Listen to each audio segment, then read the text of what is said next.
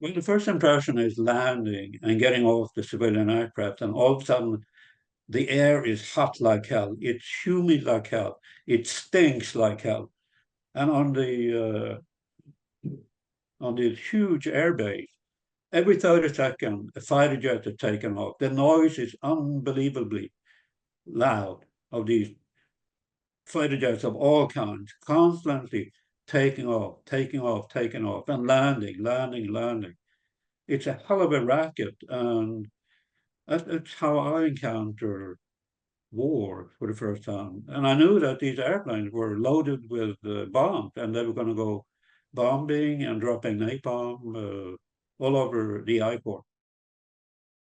I was assigned the 26th Marines, and they were called, they were stationed in what was called the Kazan Combat Base. I have no idea what it was. It was just a name. I didn't know where it was located.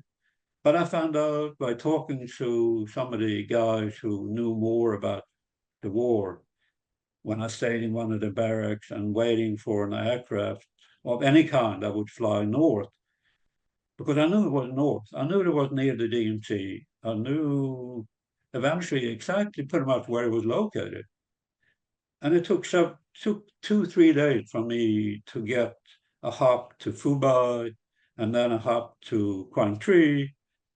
And that's where I also realized that I really was in a war zone. But I realized also, based on my experience of the Swedish army, that this is an extremely luxurious war.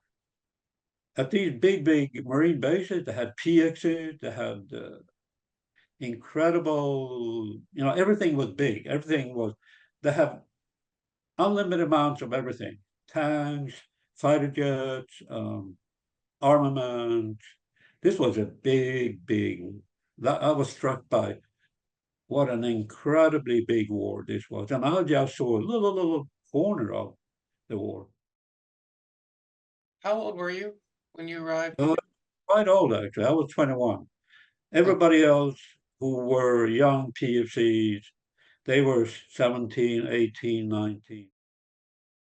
you said a minute ago that when you were in Quang Tri, um, you suggested that you saw things in Quang Tri that, really drove home to you the fact that you're Like, in a war zone. What did you see in Quang Tri that really drove that home to you?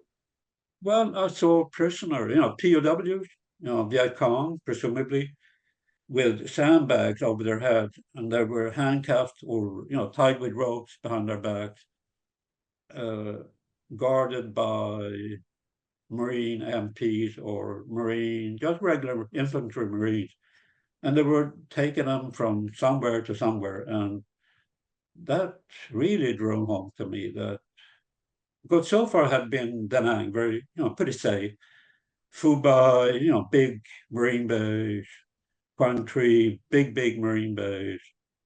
Yeah, But seeing these POWs, that really drove home that I was now in a war.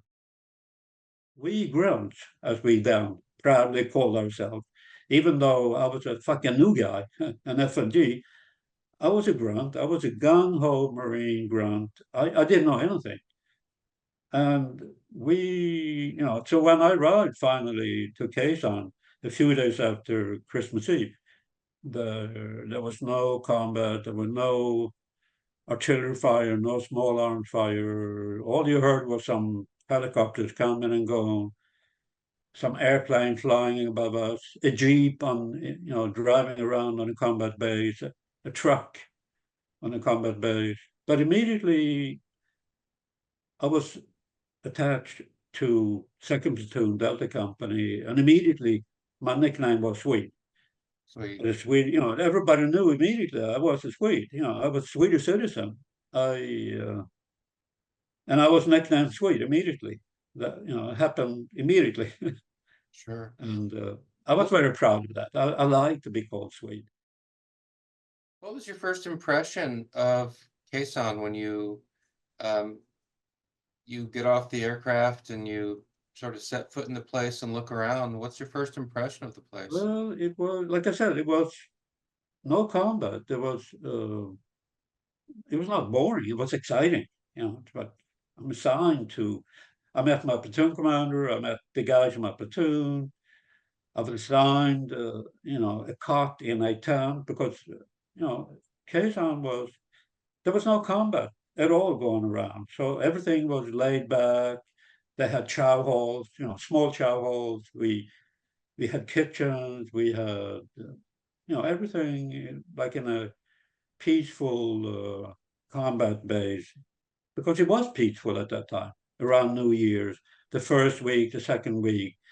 Nothing happened in Quezon. We were, as I started to tell you, my company and my platoon, we were sent out on 2 to 3 day long patrols outside the combat base. We went maybe at the most 10 kilometers away from the combat bay, like in a circle, came back to the combat bay.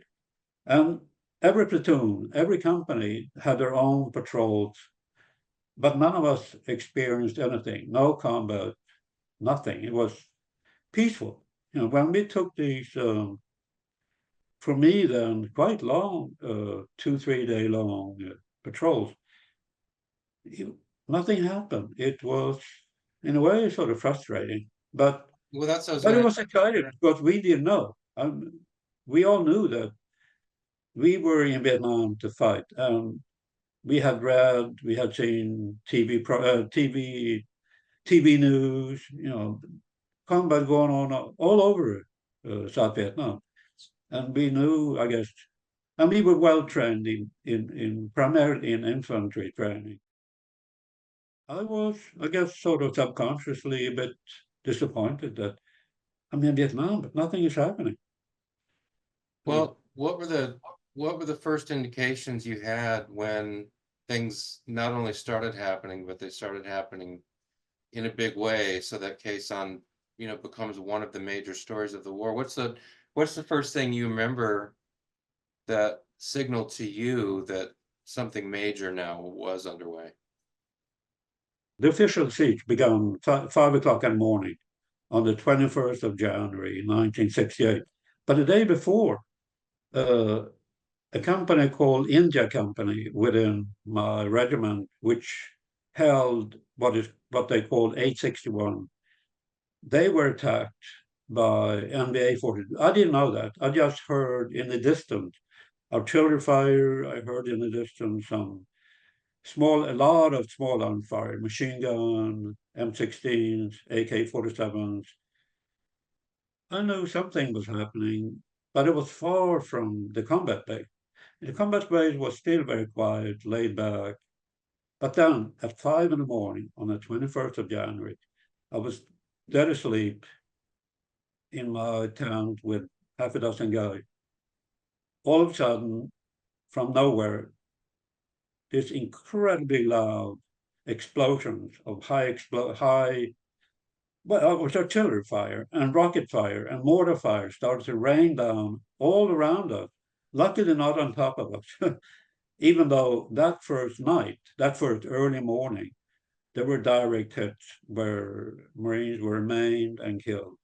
But the great majority were not hit, you know, because it's a very big combat base, and to hit every square meter, you needed tens of thousands of rounds of ammunition, and the MDA didn't have that. But that's the first and only time I was scared shitless in Vietnam.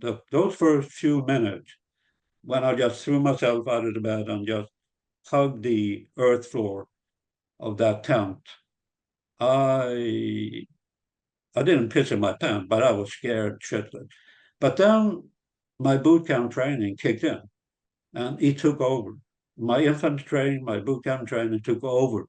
And I became, like I think everybody in my platoon, we automatically became well trained, very, very well disciplined young Marines. And we got our acts together. We followed orders. We started filling sandbags. We started to dig bunkers. And the following day, the all day of the 21st of January, we dug and filled sandbags, and we started to try to build some very primitive bunkers, or at least a trench line, like, or a big foxhole for, let's say, a squad of 12 guys. And that we did repeatedly over the first week or so, even though there were incoming artillery and rockets and mortar raining down on Kazan, but we followed orders. Luckily, my platoon was never hit.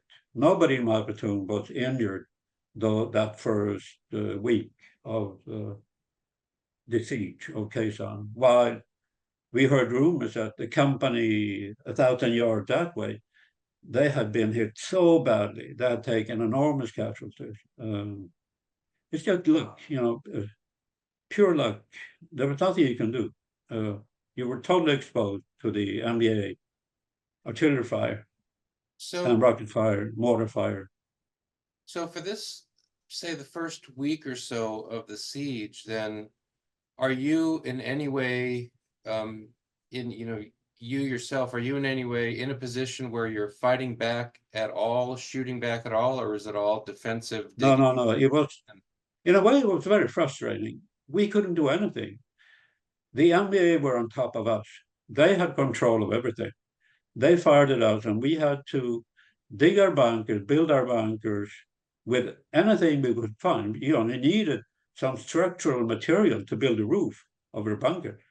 And that we stole. We were really fresh bastards. We went down to the airfield and we stole anything that we could use, anything made out of steel or aluminum that could support a roof of sandbags. So there was a lot of logistics going on, being really fresh and being like an asshole and just stealing in front of another guy, because survival of the fittest. We had to build, my platoon, we had to build our bunkers. My squad had to build bunkers. My fire team, we had to build bunkers, and that was the only way to survive. And the trench line that surrounded the whole combat bay, that we kept on digging deeper and deeper at the same time as we are building.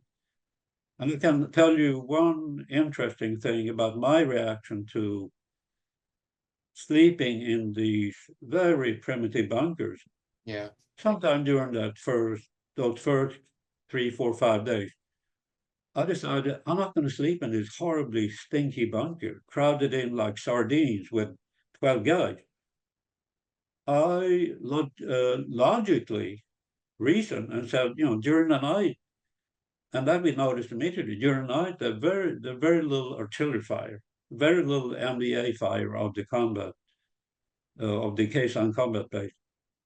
So I'm going to sleep on a cot. There were unlimited amounts of wooden simple cots lying around that we had used in our tents. I just grabbed the cot and I slept outdoors, covered with a poncho liner, because it was, high altitude. It was actually quite cold. The nights were cold. This was in the winter. It was now January, middle of the winter. It's quite cold. As a matter of fact, I can tell you right now before I forget it. Later on during the siege, I wrote a letter to my mother in Stockholm. Could you please send me one of my sweaters? And sure enough, the letter from Kazan came to Stockholm a few days later, and my mother quickly prepared a package with my blue civilian woolen sweater, together with Swedish candy, my favorite Swedish candy, and she mailed it. And about 10 days later, I got that package. Wow. Anyway, so that just let you know how cold it was. And luckily, we had field jacket. We had some kind of field jacket liner, and that's how we were dressed during the nights. And on the cloudy, overcast day, it was bitterly cold. Other veterans I've talked to who were at Kazan mentioned the rats, just how many rats there were all over. No, there was. Do you have a related? It was an issue, but it was a minor issue. It was a fun thing to talk about. It was, you can brag on the rats in my bunker. They are like this. It was something to. I mean, life was horrible. Life was very tough in Quezon, and you had to bring up some joke. You had to joke about anything. You joke about the risk of being killed, taking a piss outside your bunker, or taking a shit in the shitter outside your bunker. You could make a joke about it. You make a joke about the rats, but the rats was in actuality, was that an extremely minor thing compared to being hit by NBA artillery. Sure. But it was, again, you might have to make raw, rough, crazy jokes about anything, just to take your mind off the nastiness of constantly being fired upon by the MEAs. Yeah, that's what I want to ask you. I mean, how would you describe the psychological toll of not just being under bombardment, but being under bombardment day after day after day after day? What kind of toll does that take on, what kind of toll did it take on you? What kind of toll did it take on the other Marines that you observed? I have to go back to boot camp and infantry training, and that we all had passed that very tough boot camp training, and that we have gone through the very well done infantry training that made us hardened. Those guys who did not manage to make it through boot camp and infantry training, they were kicked out of the Marines. There were only the guys who could take quite a tough training that made it to Vietnam. So when we ended up in KSN and were shelled, particularly during the daytime, very little during the nighttime, it took its toll, but we were well trained.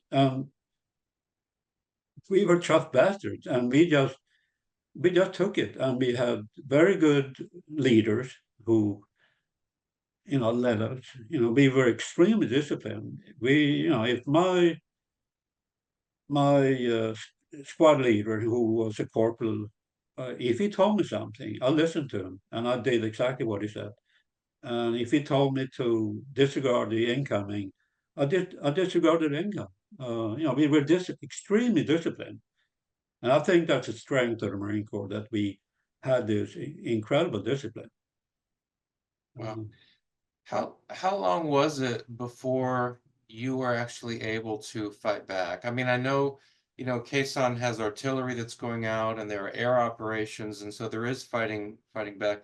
But as an infantry Marine, how long was it before you were in a position where you were able to in any way fight back?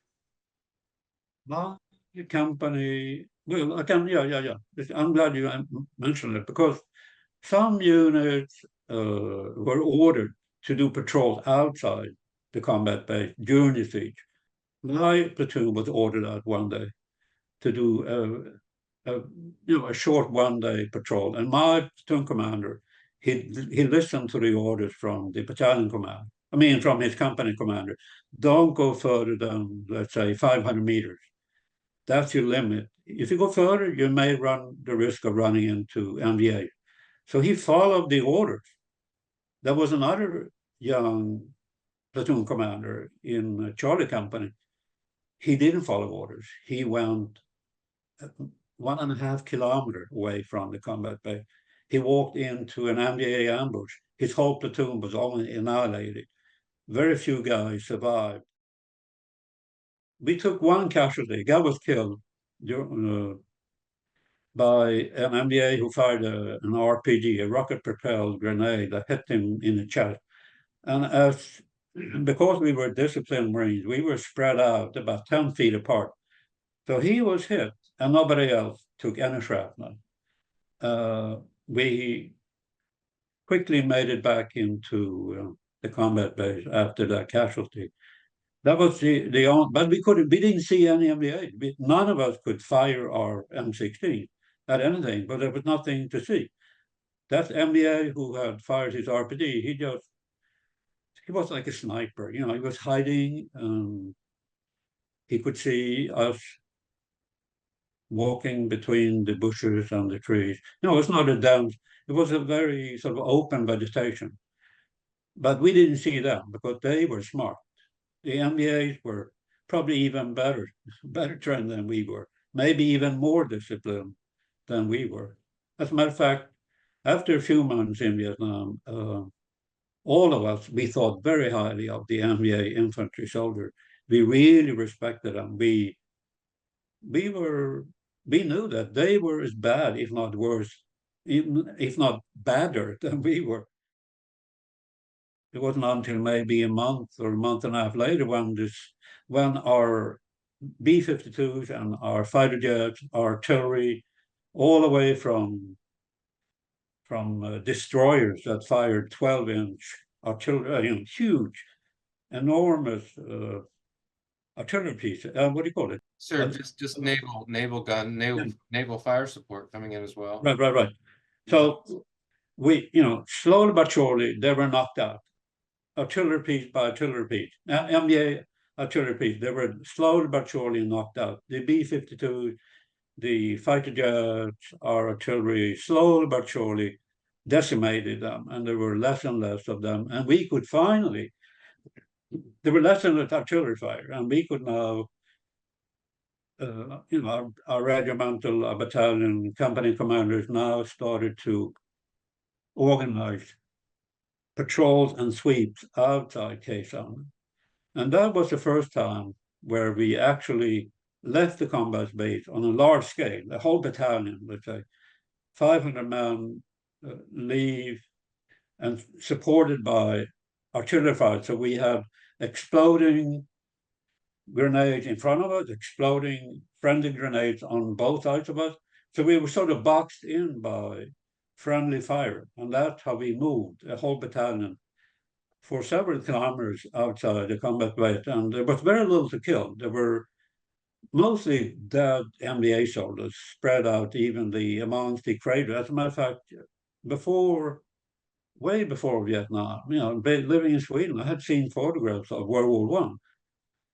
What it looked like. It looked like a moon landscape, as you probably have seen, because the trench line that went through Belgium and parts of France, where the Germans and the French and the Brits fought each other, nothing was standing, no building, no trees, nothing. It was like that in Khe Sanh. It was like a moon landscape. Their artillery and our artillery, our air power had knocked down everything. So it was just craters everywhere. Craters. Dead MDAs laying around all over the place, rotting, stinking. But I don't think my platoon encountered any live MBAs. They had already fled by that time, or decimated. They've been killed by our artillery, our air power, our B-52s, our fighter jet. The siege was pretty much over, even though it wasn't really, because there were other units. For example, the U.S. Army Cavalry Division was flown up to help the Marines clean out the rest of the MBA in that part of northwestern corner of South Vietnam. And they took a lot of casualties while the Marines were flown out and we were flown by helicopter and airplane down to South China Sea. So my platoon were given like R&R. I fought the war for my platoon. My platoon was my life. I didn't even know who my company commander was. I had never seen my company commander. I didn't know his name. I didn't know what he looked like. I didn't even think about that there was a first platoon and a third platoon. I was in second platoon. That was my life. My platoon commander, a young second lieutenant, he was the only guy I listened to. He's the one who gave the orders to my platoon sergeant and to my squad leader, who was a corporal. You're wounded in June of 68. 68. Early June 68. What kind of operation were you on at that time? They call them, when you read about the Vietnam War, people sometimes call search and destroy. my battalion and their official report, and the books are written, we call them sweeps. So my battalion did sweeps, meaning that, well, I can only tell you from my platoon and from my own experience that we were on patrol during the day, and we were in thinly, either in forest or pretty thin, or in shrub, but mostly shrub. Sometimes on a field. Very seldom did we encounter paddy fields. Only once did we encounter a village, but that was an abandoned village. So everything we encountered were free fire. There were no civilians. They had been all taken out of there. Okay. So my platoon were on patrol day by day, and that could go 2, 3 days and nothing happened.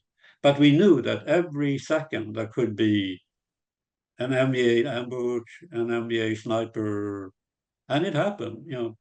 It happened quite often.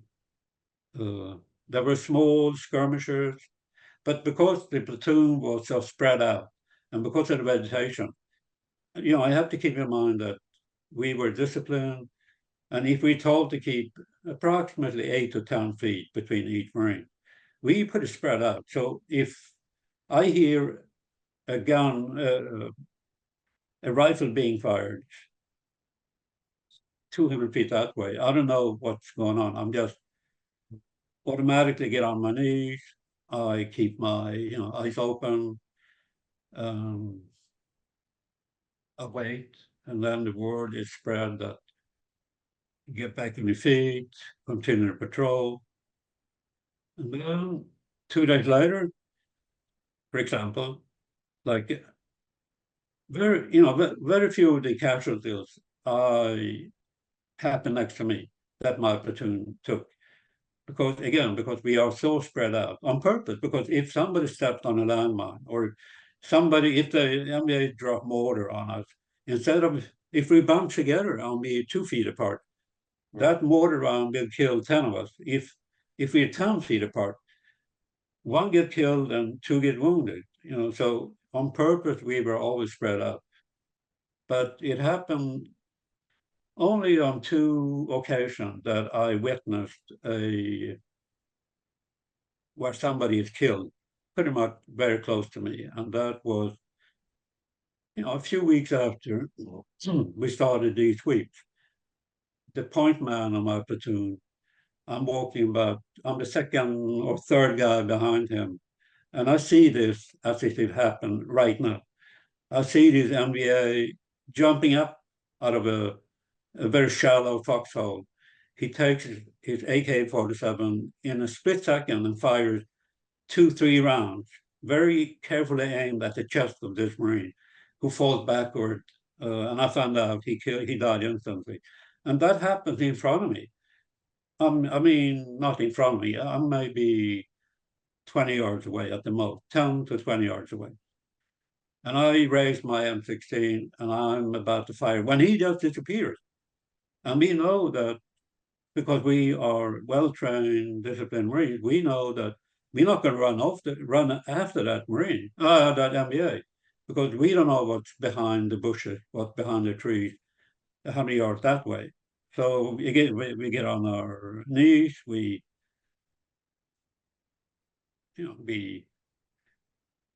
are making sure that there are no MBAs where I am. Slowly, but after half an hour or so, the orders come. Okay, saddle up. So that's one of the few times I can actually experience uh, a guy from my platoon being shot and killed. And the second time it happens is when I actually walk into the ambush where I'm wounded. And then a guy literally next to me is being shot and killed. But otherwise, the other casualties that my platoon take, they happen because we are all spread out. And I happen to be lucky. I am not the one who's being hit. I'm not next to where a mortar round hits, or I'm not next to, and it all happened once. One of the guys came up and stepped on a landmine or a booby trap. That's one of the horrible things about the Vietnam War, where the booby trap. My platoon, my battalion, we were operating in an area where we had no Viet Cong to begin with. And they were the Viet Cong that were so well known to dig down simple but very effective booby traps and landmines. The MBAs didn't use it that much. Hmm. They used other methods. They used their firepower, their well-disciplined infantry troops. They even had artillery. They even had tanks at that in that part of South Vietnam where we were fighting. So can you tell us about when you were wounded? Yeah, I was wounded. I remember it was 10 a.m. We were out on a typical sweep patrol. My platoon was spread out, 8 to 10 feet apart. And again, I only learned a lot of things about this ambush a few days, no, a few weeks later when I'm in a hospital in Japan, or several months later, or a few years later when I'm back here in New York. But what happened was that the MBAs had been ordered by the battalion commander, who I, by the way, met in person in 1994, and where I walked into that ambush and was almost killed.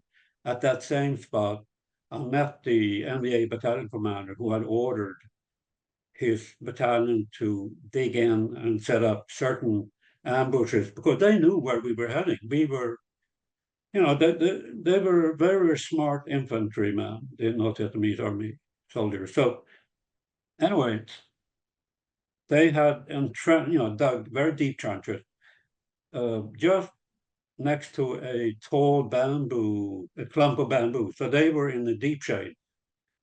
Nobody saw them.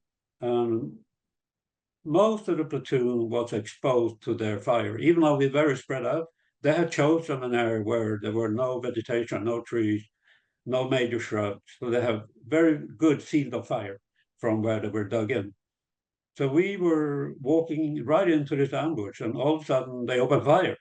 And automatically, all of us threw ourselves to the ground. Some guys were hit before they even had time to throw themselves to the ground.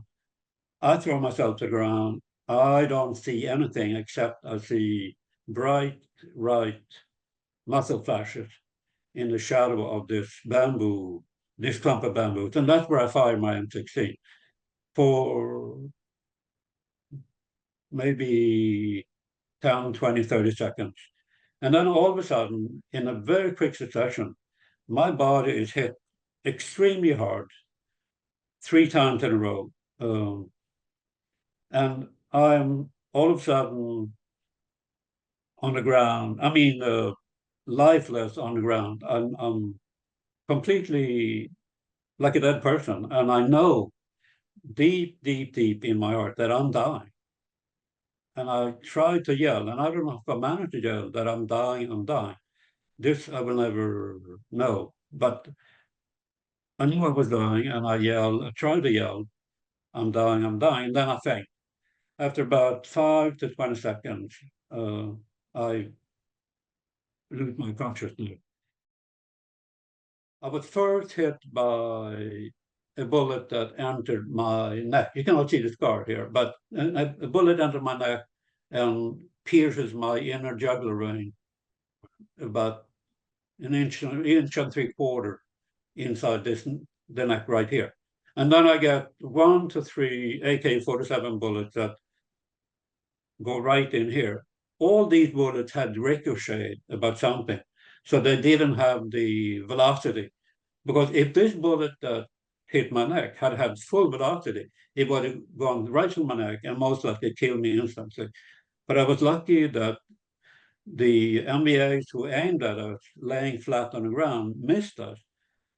And a lot of their bullets hit the ground. So that's my explanation, that a lot of these AK-47 bullets had hit something on the ground and they bounced up and they hit me in my chest and in my neck as I laying prone facing the MBAs and firing my M16, and my face and my shoulder are about 10 to 18 inches off the ground. And then an instant later, shrapnel from not from a hand grenade, not from a mortar, not from a artillery piece, enters my brain right here. It goes right through my skull bone, and 7 to 10 pieces of shrapnel enter my brain and travel through my brain 2 to 3 inches and end up there. And Yeah. that is what made my whole right side completely paralyzed, which I'm not aware of. I just know that after these three impacts, I'm just laying there dying, and I wake up 48 hours later, and that's when I'm slowly but surely informed by the corpsman and by the naval surgeons what had happened to me. They slowly but surely, and it took me a lot of time to wake up after these 48 hours of either coma or unconsciousness, induced coma, because they must have been very, very concerned about the swelling of my brain, which luckily didn't happen, because if my brain had swelled, I would have died pretty quickly. But in spite of the terrible wound to my brain, I survived that the treatment. But the bullet wound was a very easy thing for the surgeons to fix, and that is what they immediately took care of, because I was bleeding to death. I was profusely bleeding through my neck, and that, I think, is what made me go unconscious when soon after I had been hit on the battlefield, on the ambush site. Now Um, the shrapnel that went into your brain is still there, right? it's still there, and I can tell you, in 2007, I was involved in a bike accident, a bicycle accident. My neurologist at that time suggested I should have a CAT scan. I had never had a CAT scan. The only X-rays I had of my brain were very simple X-rays that had been taken in Da Nang at the Naval Field Hospital where I was flown from the ambush site, and also a few more ambushes that were taken at the Naval Hospital in Bethesda, just outside Washington, D.C.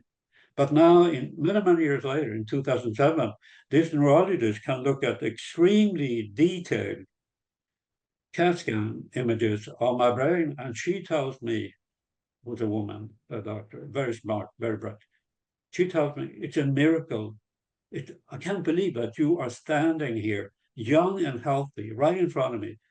It's a miracle that you were not killed.